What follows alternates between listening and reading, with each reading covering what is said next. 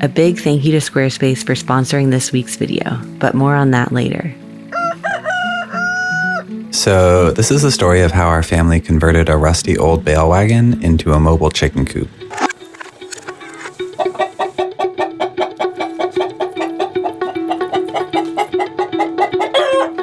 I wasn't able to find any reasonably priced wagons like this in our area, so I rented a truck and drove 10 hours to pick one up from a farmer in Pennsylvania for about $500, I think. He was kind enough to split the frame in half and load it for me because these things are shockingly heavy. After that, it sat in a field for about 6 months while we patiently waited for the weather to warm up, and then we got to work assembling the wagon and dragging it up our mountain. I wanted to create a coop that could protect our little chickens from all of the coyotes and hawks we have circling around this mountain, but also make it light and mobile enough to drag from one field to the next so that our birds can supplement their feed with more natural foods. We have the primer on.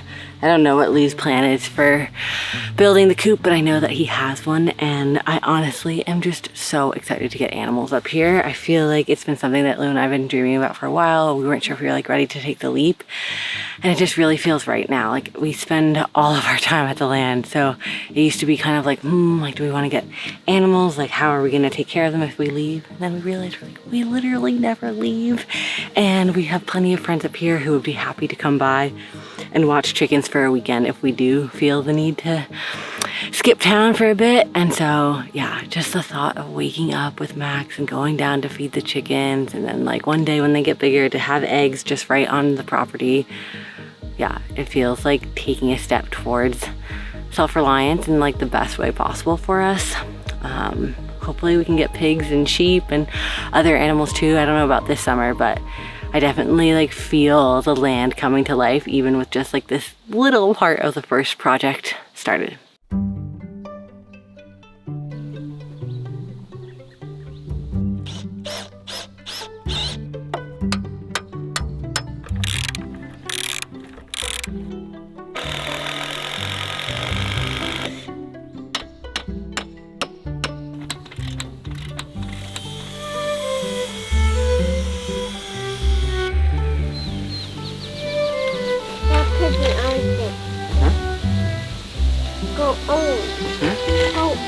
Yeah, the 4x4 will go on top and you just go like that.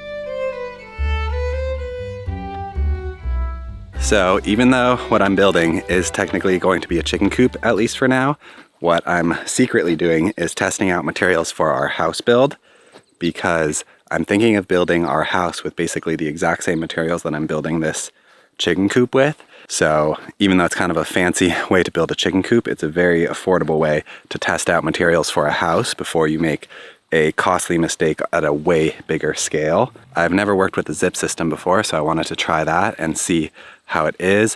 I also have this 7/8 corrugate that I'm considering as the siding material for our house and potentially even the roof as well, to kind of get like the aesthetic we're going for. Is kind of like an Australian shearing shed, basically like an industrial looking structure that's actually a home and is very, very robust, requires almost no maintenance, because that's kind of like a key thing I've learned in the last 2 years of building here, is that maintenance, any like structure you build that requires maintenance, is just one more thing that I have to do, and I just don't have that much time for maintenance.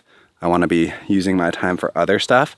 So this is a slightly more expensive way of building than other methods, but I'm hoping that it's like low to zero maintenance, which in the future will just be so much nicer. But we'll see. It's a learning process. I feel like I'm going to build the chicken coop this way and try out all of these materials, and if I like the materials a lot, then I think we'll commit to building a house with them. And if I don't, then I'll have to do some more research and pivot.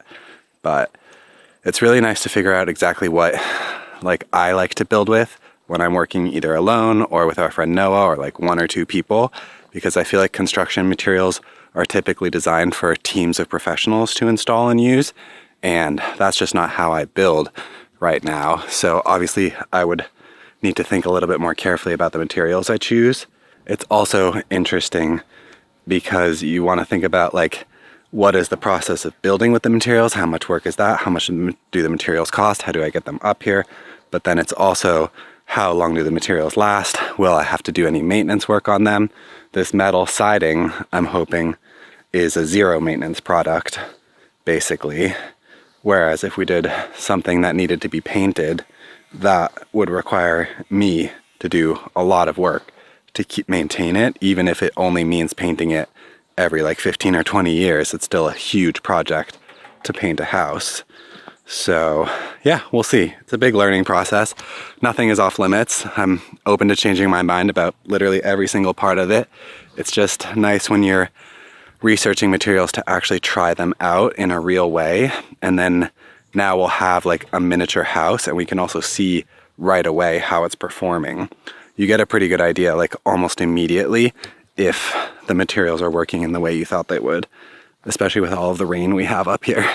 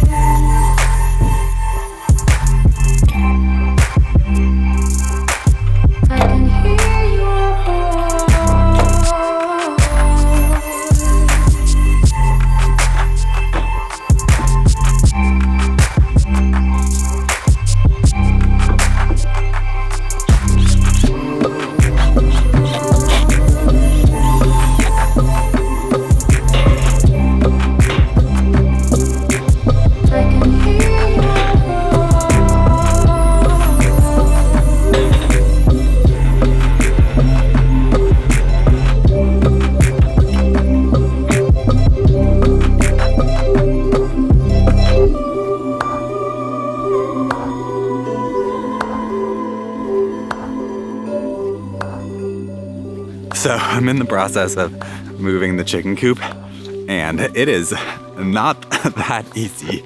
Significantly harder to drive than it was to build. I think on a flat property it would be no problem at all, but we have pretty much only hills, and they're all the like logging roads I have and like different like areas I've cleared, they're all on a slant.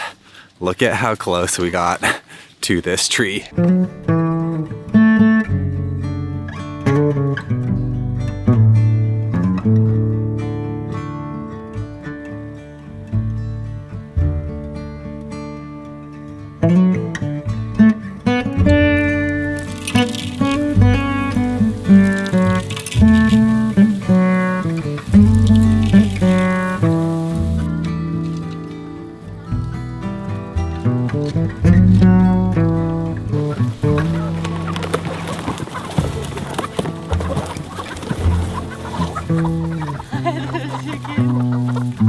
There they go.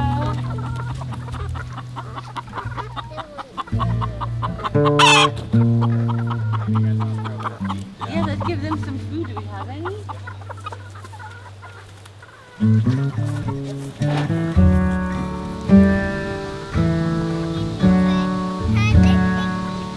This is like one of the most special moments that we've had on the land. I am blown away. We thought we were getting young birds, but these ones are big.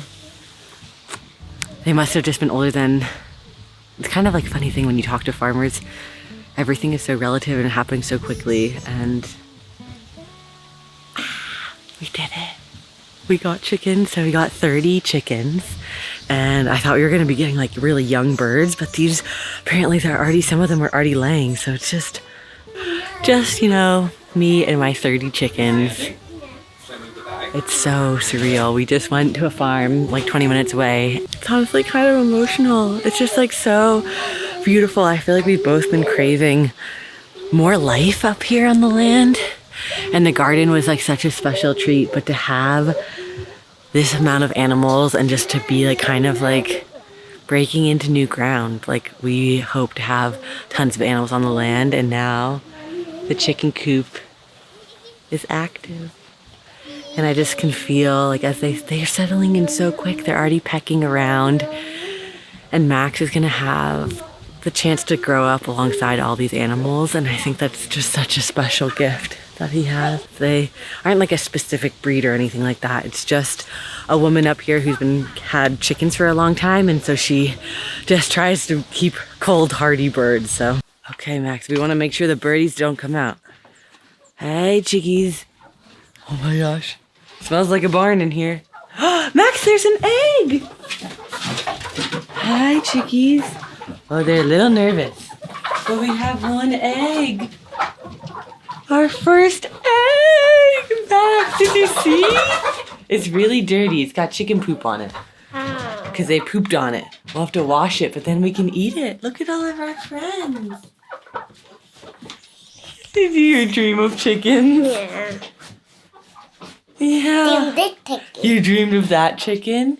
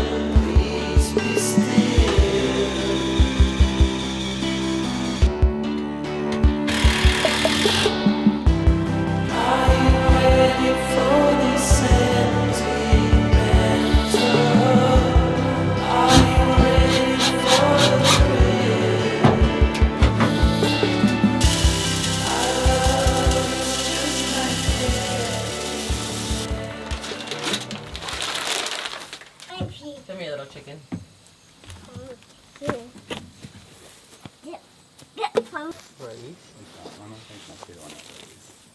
Yeah.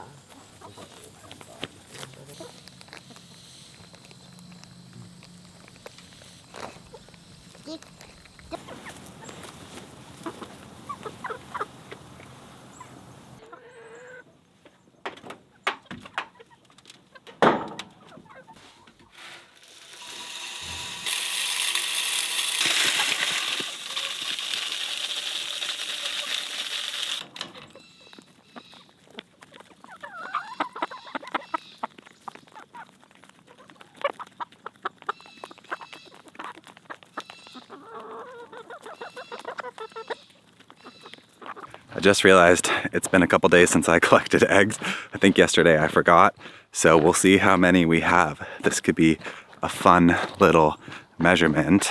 We still have quite a few roosters and quite a few hens that aren't laying, but I think the number of eggs we're getting on a daily basis has started to grow.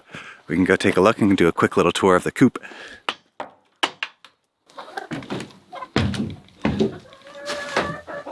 Oh, we got one egg in the corner. That's no good. But I think that's because I didn't clean this out.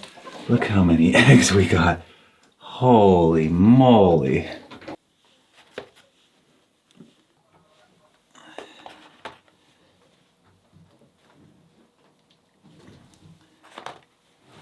All right, so we got our laying station. I really like the design of this. It's removable so you can clean it. Though you do have to unscrew this roof part because I realized they were sitting up here and pooping into it, which was really gross. So I added the roof to fix that. The feeding station is really, really nice. It fits exactly one bag of food. These are also a nice feature, I think, because you don't have to worry about them getting that. The door is awesome. Love the door. Means you don't have to come home in the evening and put your chickens away. They just put themselves away. And I also really like these windows up here because you have enough light in here to see without electricity. So all in all, I don't think I would make too many improvements to the design. This door is shut because I didn't end up doing the split design system yet, just because we haven't introduced any new birds into our flock. So when I do that, then I'll open this up and build another ramp.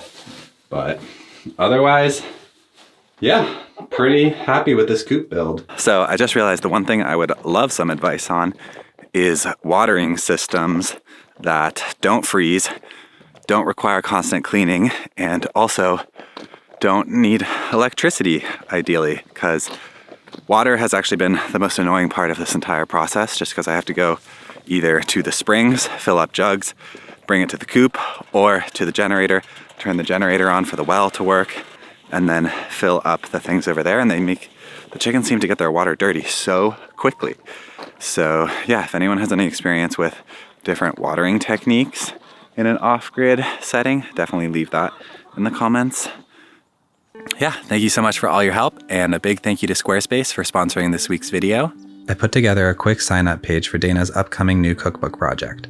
Squarespace makes the page design process incredibly simple, and I especially like how they automatically organize these pages into categories, so you know exactly who signed up for which product.